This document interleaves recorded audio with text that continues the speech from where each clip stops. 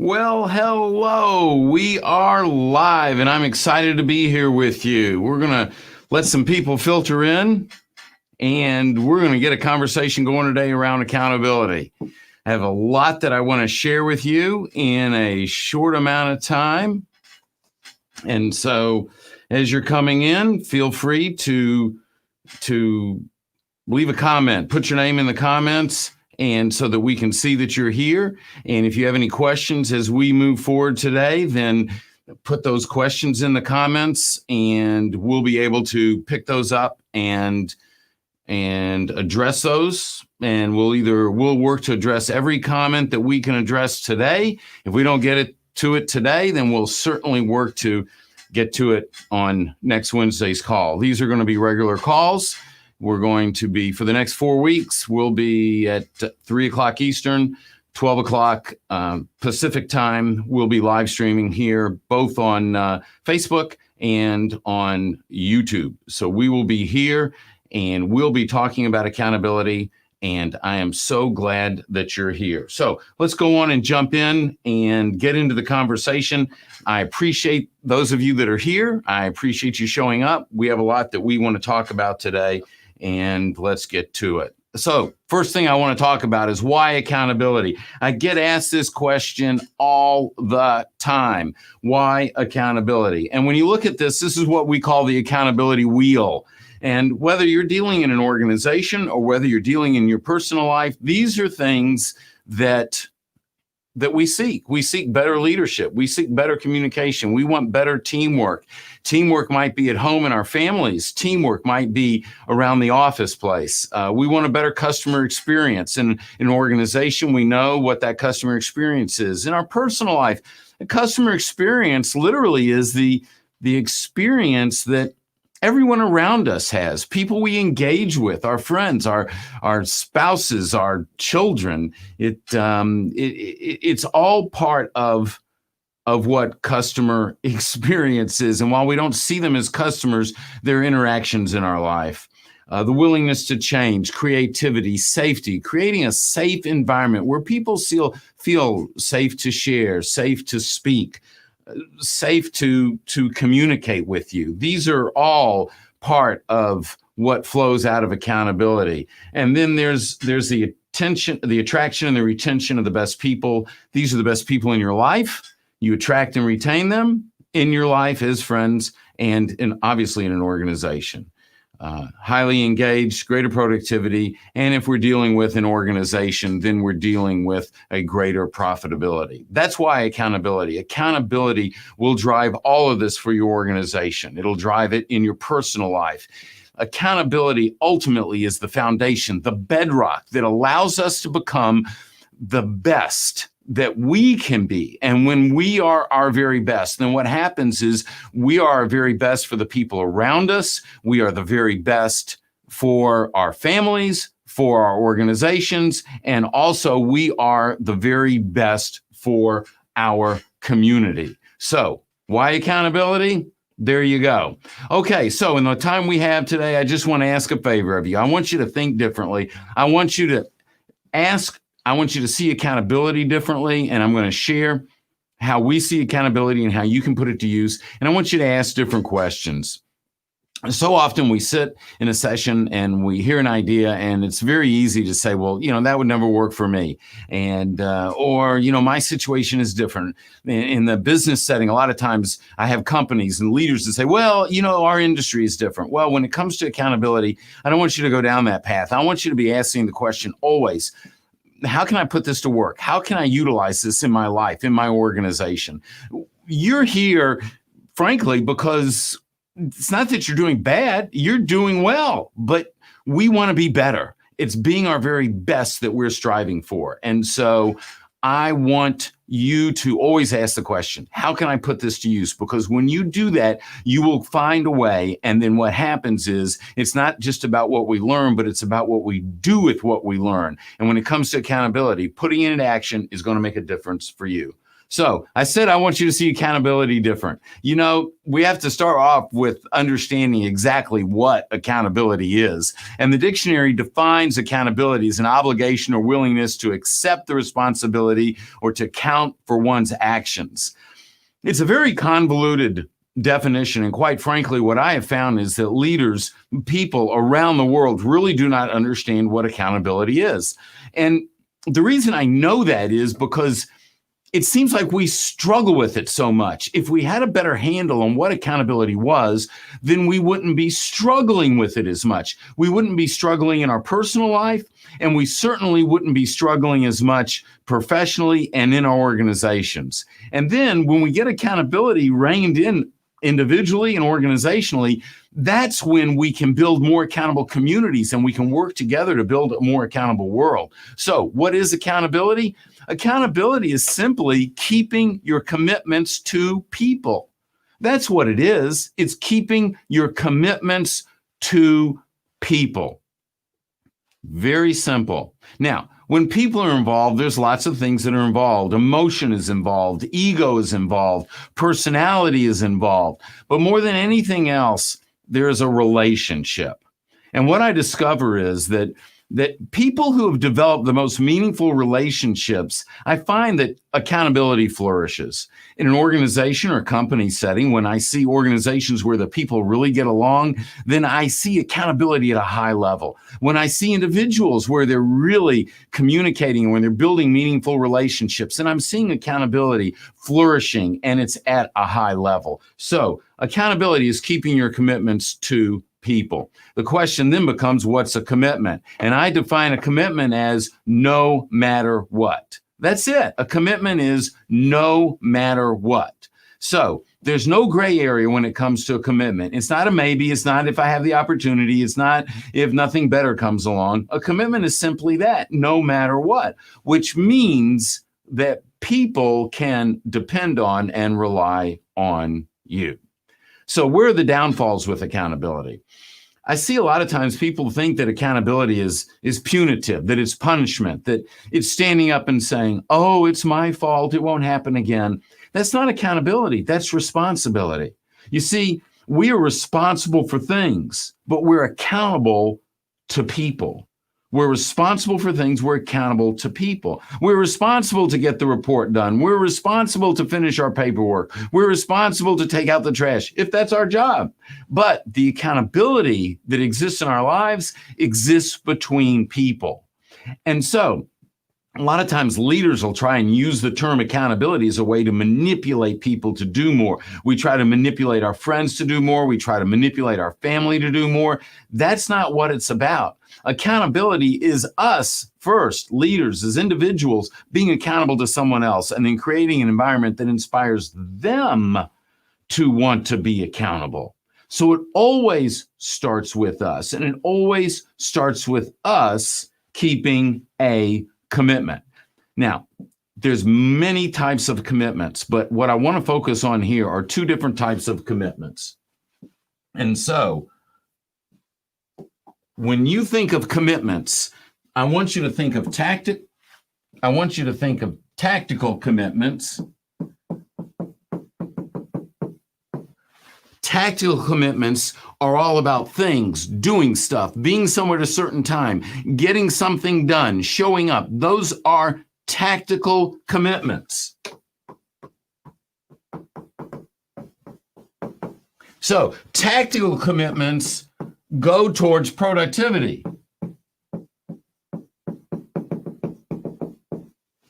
Tactical commitments go towards productivity. Then there's relational commitments.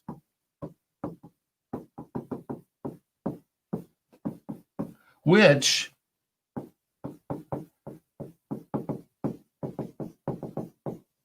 relational commitments are the commitments that build accountability. So relational commitments are commitments like a commitment to the values, a commitment to the truth, a commitment to stand by you when all hell breaks loose. These are relational commitments. And so it's really important that we not just keep our tactical commitments. We need to keep those, but we need to keep our relational commitments because that's what's going to build accountability. Now, here's how this goes. Tactical, well, let me change that. I want to take you someplace different. Productivity and accountability. Productivity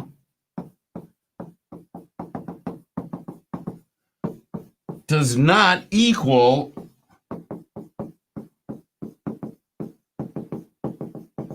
accountability. Many times people think accountability is a way of doing, it's getting stuff done. That's not the case. Accountability is a way of thinking. Productivity, well, it's important, but it does not build accountability. Accountability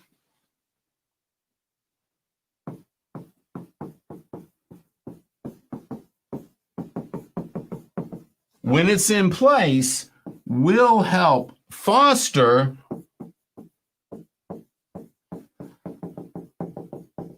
productivity, because when I'm accountable to you, I would never want to let you down. And so productivity does not raise accountability. Productivity is important. We need productivity. But accountability built on top of relationships will go towards greater productivity, because what happens is during that relationship, we get to the point where I would never want to let you down. Okay, accountability, keeping your commitments to people. Ruben, thank you so much for sharing that. I appreciate that. Absolutely. Now, okay, so we have these productivity, accountability, building productivity, accountability, keeping your commitments to people.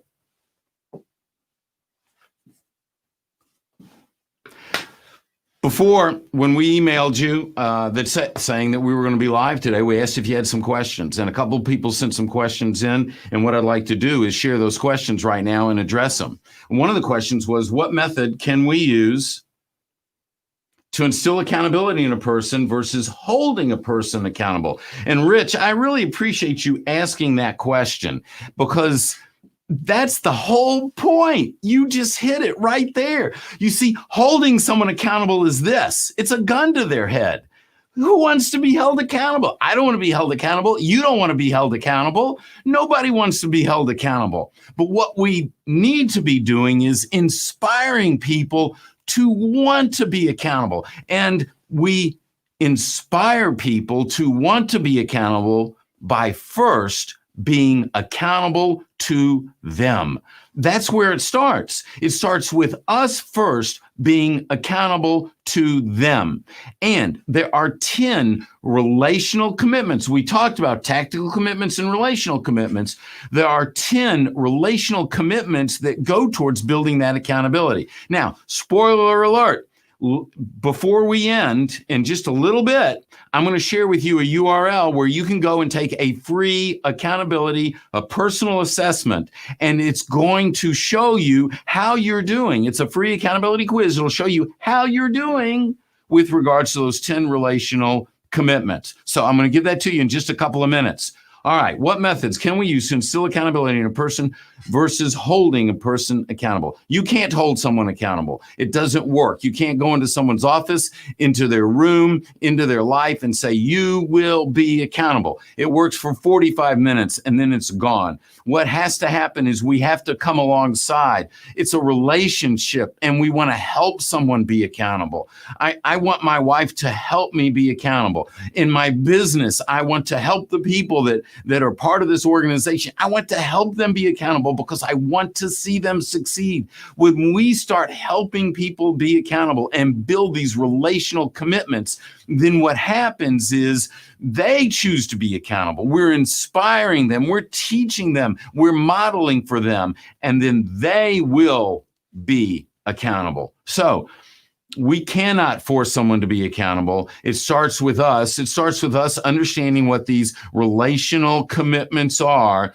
and then keeping these commitments. Now, let me give you a little something else on this. Tactical commitments many times are spoken. They're out loud. Relational commitments, for the most part, are not spoken. It's not that they can be, but it goes back to what my father must have told me 50,000 times, and I bet you heard this too. Actions speak louder than words. And so relational commitments are these commitments. They're very real commitments, but people know they're in place by how you act, not by what you say. Okay, next question that came in. What is your advice that can be immediately implemented toward a more successful work-at-home experience? Lisa Fairbanks sent that in. Lisa, I really appreciate that. We met many years ago, and Lisa reached out to me just yesterday, and great to renew the relationship and the friendship. Lisa, I appreciate that. I spoke for Lisa's organization. We had an amazing day. That room was rocking, wasn't it, Lisa? Anyway, let's look at this. Here's the thing. We find ourselves today in a crazy time, with the pandemic that's going on, dealing with COVID-19. This is a crazy time. And there is no more important time to build accountability into our life and into organizations than right now. And it's critical that we understand what accountability is so that we can do that.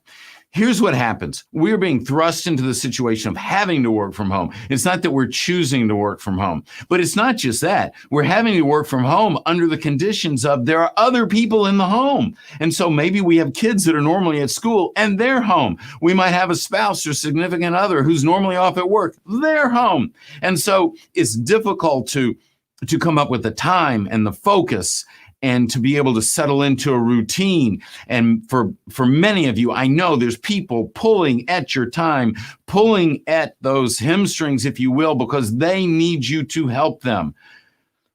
And that's the reality. I had a client that said, he told me a few months ago, he says, Sam, it's business as usual. We're just working at home. And I said, no, it's not business as usual. You're half right. You're working from home, but it's not business as usual. It's different when we're working from home.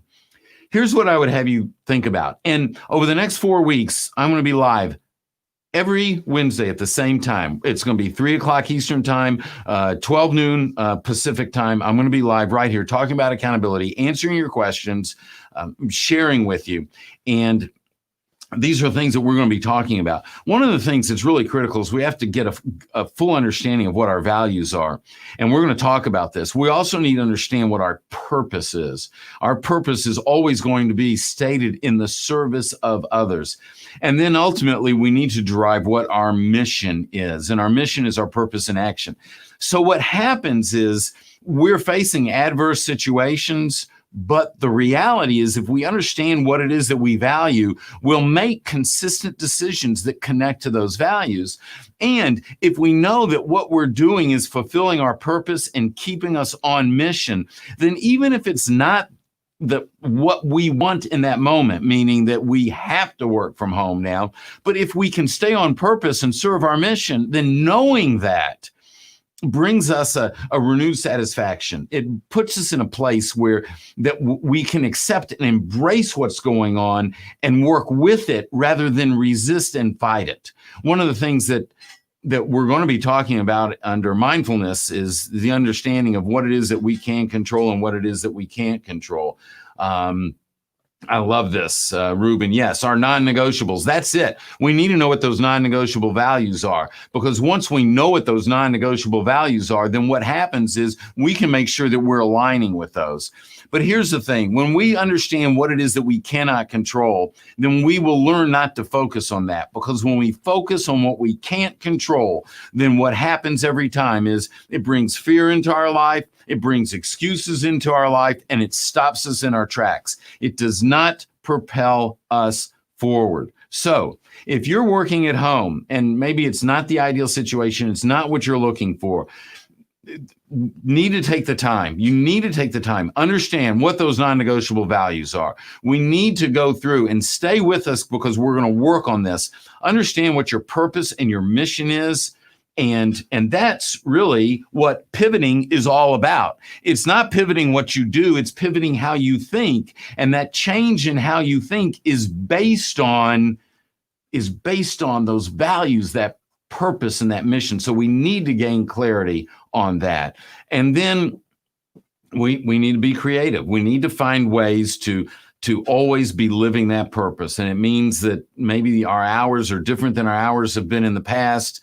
We have to spend time. We need to spend time. We want to spend time with those kids that are at home, that are not in school right now. And then it means that in the evening, we have to renew our efforts. And so maybe, it's tougher. I'm not saying that it's not tougher, but when we know what we value, when we know what our purpose and mission is, and we can stay on that, then that's when we're going to be able to find a way to deal with some of these adversities that we're facing and being successful.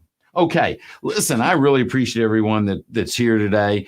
And I know it's short notice. We're going to be here every Wednesday starting the next 4 weeks at the same time. Please, next week, we are going to talk about, what we're going to talk about is figuring out how to achieve what you want to achieve in your life or your business. But to be able to do that, it's not just about defining where we're going. We need to know where we're coming from. So go take the accountability quiz at amiaccountable.com.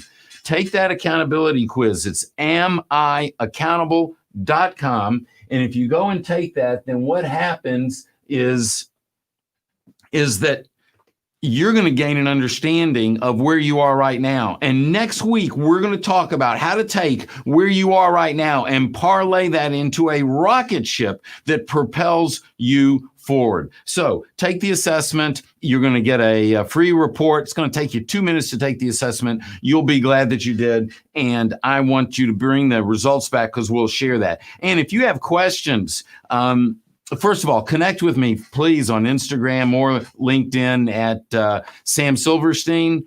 And then if you have any questions, feel free to go to pivotquestions.com. Pivotquestions.com. You can enter your question in right there. We'll have it. We'll address it next week, and we'll continue this conversation.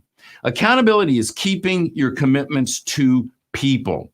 It's not the tactical commitments, which we need to keep, but it's the relational commitments that build accountability. What happens when we build accountability is we build this zone and we start attracting accountable people into our lives. They want to be there. We want them there. And then together we build our lives as individuals. We build our families. We build our communities. We build our organizations. I want to see you next week at the same time. Please be here and please be a part. Thank you so much for sharing today. Remember, send your questions to pivotquestions.com. Have a great rest of the week.